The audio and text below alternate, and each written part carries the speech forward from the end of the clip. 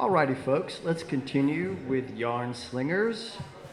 And next up, we have Dawn McIntyre.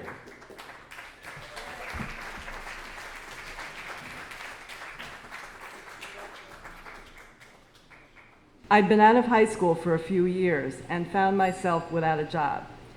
My mother said, "My friend Margie's son is opening up a flower shop. He'll need help but can't afford to pay minimum wage. Maybe you could work there until you find something. You know, a good deed. Might help you out in the long run." I didn't like the sound of that, but it would get me out of the house, out of her hair, so I agreed. Things were slow at first. There were several other well-established florists in town. So the shop became more of a hangout place for Kenny's friends and family than anything else. I learned to drive the delivery van, handle customers, and make some basic arrangements. It was fun. There was something unusual going on. We barely had any business, but the bills were paid and the door stayed open. He must have gotten a good price for his house when they sold it after the divorce, my mother said. Not really. They didn't have much equity, I told her. Margie couldn't help much. Where else would all that money come from? Well, you know that guy Bruno, a cousin but not a cousin, big car, fancy clothes, but he doesn't seem to have a job. It seems like he's backing Kenny. I think he's mafia. Oh, he is not, my mother said. What would your father say if he was still here? I shrugged.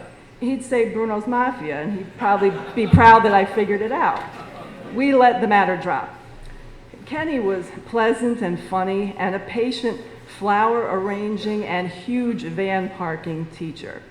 I was about 10 years younger, so maybe more like a kid sister than an equal, but I'd say we got to be friends. One day when I walked in, he and his mother seemed to be having a heart-to-heart talk. She broke it off when she greeted me, then went out to the showroom to tidy up. I didn't ask, but he told me anyway. It's my ex-wife's birthday. Mom wants me to send her a gift, try to patch things up, you know. He looked so sad, I figured this wasn't going to happen. And after having been at the shop a while, I was starting to figure out why. I just nodded. "I really did love her," he said softly. "I just couldn't be, well, neither of us could really be what the other one needed, you know. I guess that's that." He stood and started opening a carton of flowers, and I grabbed the second one. Another time at dinner, Mom narrowed her eyes at me. "There's a lot of men in that place. They're being respectful to you, right?" I rolled my eyes. "Yeah, besides, they're gay." "Dawn, they are not. What a horrible thing to say." "It's not horrible. Some people are gay. They're gay. Kenny's gay." "You're being awful. He was married. You're just mad at him for some reason." "I'm not mad at him. They're all gay. Look, no one there wants to date me, okay?" She ended the conversation in a huff. I worked there for about a year before I finally found a real job. Business had picked up a bit, and Kenny had been slipping me more under-the-table money, but I had to move on. He didn't take it well when I broke the news. "What am I going to do? I can't make all the arrangements and work the showroom and run all the deliveries. My dad can't drive anymore, and my mother certainly can't handle the van." I felt bad. It was a rough time for him. His roommate recently had moved out. "Look, Kenny, I'm sorry. I have to do this. I didn't mind helping, but this isn't a career. It's an odd job." Both pain and anger flashed in his eyes, and he stood abruptly. "This place is my dream." There probably was a right thing to say, but at that age, I couldn't find it in time. "I know," I said quietly, "but it isn't mine." Glaring at me, he stepped back and did a dramatic stage point toward the door. "Then get out." I stayed away for a long while, but some years later, I dropped in to order flowers for my mother. The place looked the same, but Kenny did not.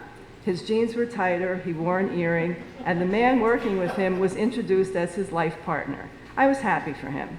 We spoke like old friends, I ordered my flowers, and went on my way. It wasn't more than a year after that my mother called and told me Kenny had died.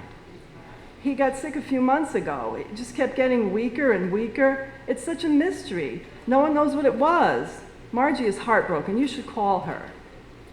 I had a pretty good idea what was what. This was a time before drug therapy had made AIDS a manageable chronic condition rather than a death sentence. but she wouldn't want to hear that. I'm so sorry, Mom, I said. I'll give Margie a call. Thank you.